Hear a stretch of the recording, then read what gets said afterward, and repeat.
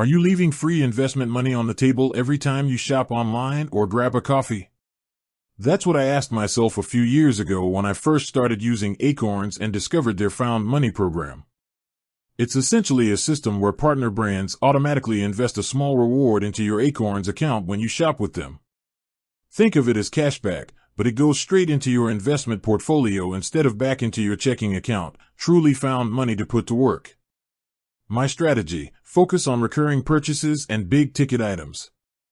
When I looked at the hundreds of found money partners, my goal wasn't to change all my spending, but to optimize the purchases I was already making. In my experience, the best found money partners fall into two categories. 1. Everyday services and subscriptions, the steady drip. These are the partners I use regularly, which result in a small but consistent stream of investments. These may not be the highest dollar amount, but the frequency is key. Wireless/telecom providers. I've seen partners offer a nice flat rate investment for new subscribers.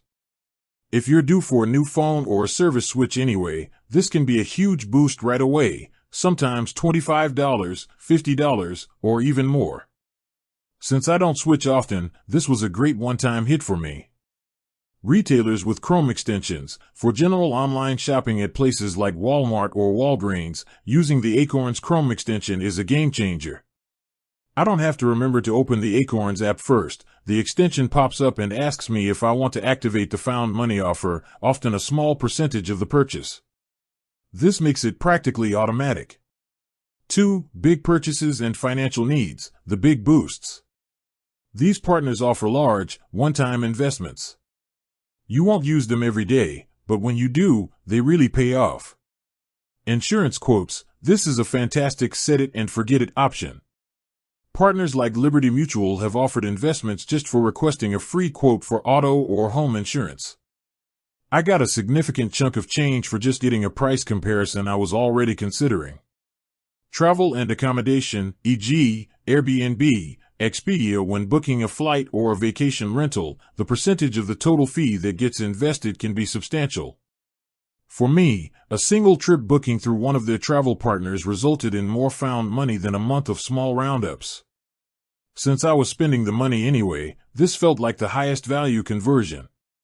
Student loan refinancing. If you're looking to refinance, some partners have offered hundreds of dollars invested into your Acorns account for signing up.